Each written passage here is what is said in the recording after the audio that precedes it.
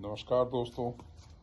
आज दुधवा का एक शुरुआती दिनों का किस्सा आपसे शेयर कर रहा हूँ, जब मेरा कहीं सेटअप नहीं था, कुछ भी नहीं था।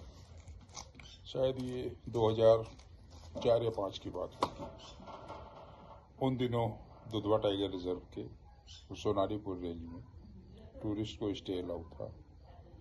तब मैंने 2 दिन के लिए अपना सोनारीपुर में स्टे बुक किया।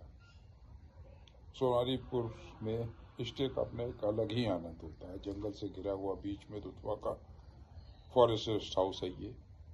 मैंने 2 दिन के लिए बुक करा और करीब 11 बजे मैं वहाँ पहुँच गया। वहाँ पहुँचकर मैंने अपना चेक इन वगैरह करा। वहाँ के स्टाफ से, चौकीदार से बातचीत की काफ़ी, और शाम को सफारी के टाइम पर मैं निकल गया सलूकापुर एरिया घूमते हुए। लास्ट को जब मैं वापसी हो रहा था, टाइगर साइटिंग नहीं हुई, लगा टाइगर आज नहीं दिखेगा।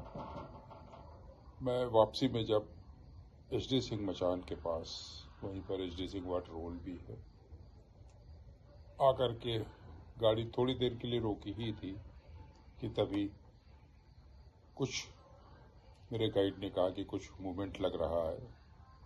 तो मैंने कहा ठीक है, थोड़ी देर वेट कर लेते हैं। तो गाड़ी बंद करके बस हम कुछ मिनट ही हुए थे कि टाइगर की एक जोरदार ग्राउल हम लोगों को सुनाई दी।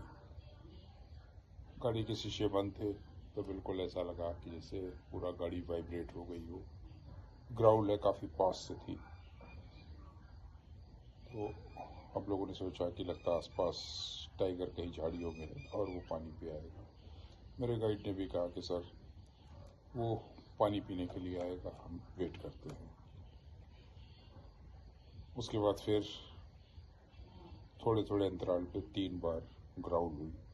हम तो उसे नहीं देख पा रहे थे, लेकिन वो निश्चित रूप से झाड़ियों में से हमारी गाड़ी देख रहा था। और शाम का अंधेरा होने को था।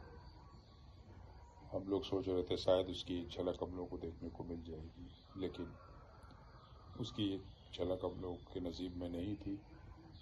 अंधेरा होने को था। हमारे गाइड ने कहा हमें वापस चलना पड़ेगा, हम लोग के जाने के बाद ही निकलेगा।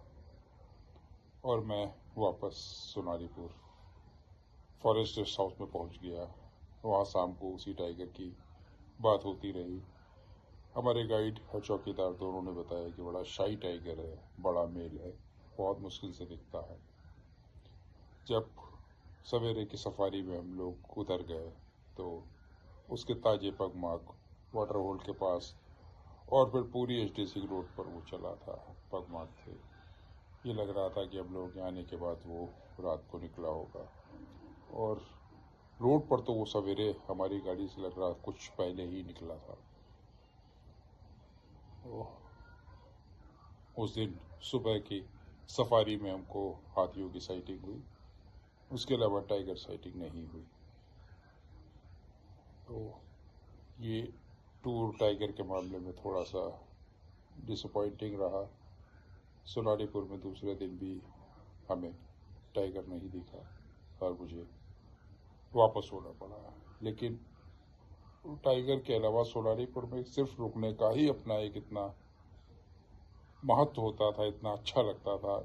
सारी स्ट्रेस, सारी थकान दूर हो जाती थी वहाँ स्टे करके।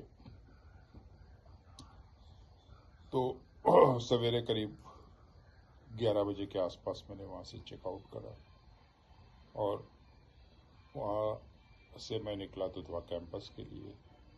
शायद 8 से 10 किलोमीटर की डिस्टेंस है सोनारीपुर से दुधवा कैंपस की।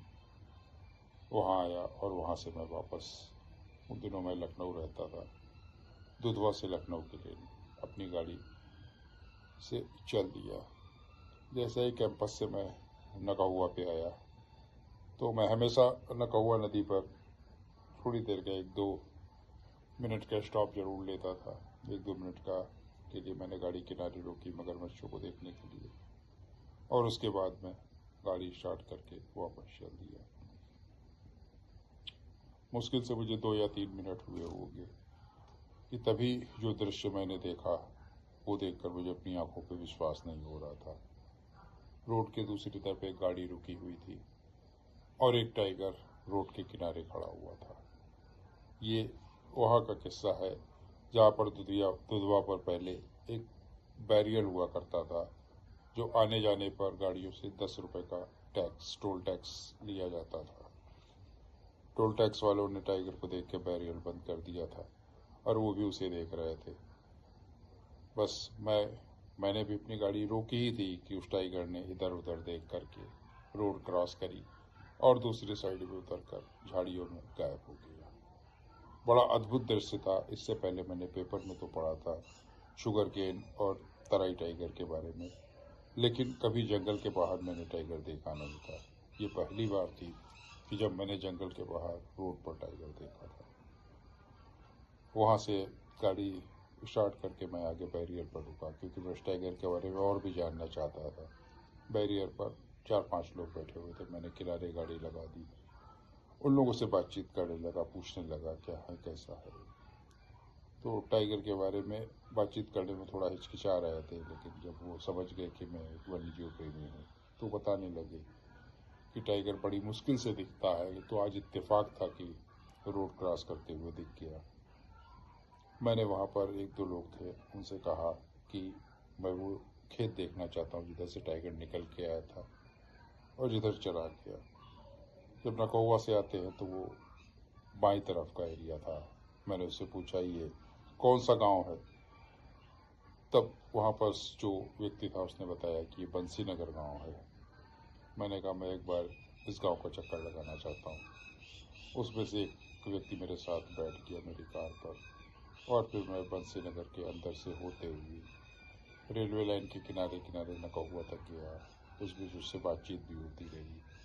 इतना खूबसूरत एरिया मुझे लगा कि वहाँ पर मैंने कुछ मन में प्लान कर लिया था कि यहाँ पर मैं अपने लिए एक अपना कॉटेज ज़रूर बनाऊंगा अगर संभव हो पाया तो।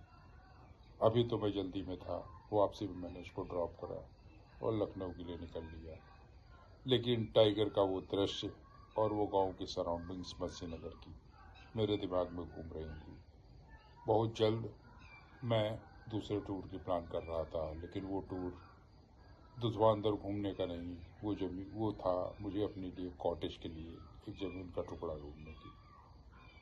तो अपने मित्र जिनसे काफ़ी मित्रता हो गई थी बंसी नगर घूमने के दौरान, उन्हें मैंने वहीं गांव पे उतारा और गाड़ी स्टार्ट करके वापस लखनऊ की ओर चल दिया।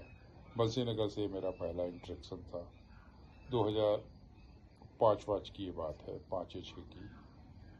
तो मैं अब आगे की प्लानिंग में जुड़ गया कि किसी तरह से मैं यहाँ पर एक अपने लिए कॉटेज बनवा पाऊँ, जंगल को अपने हिसाब से एक्सप्लोर कर पाऊँ, लोकल से मिल पाऊँ, जान पाऊँ टाइगर को। और इतना मिस्टीरियस जानवर है कि इसके बारे में आप जितना भी जानेंगे वो कम है।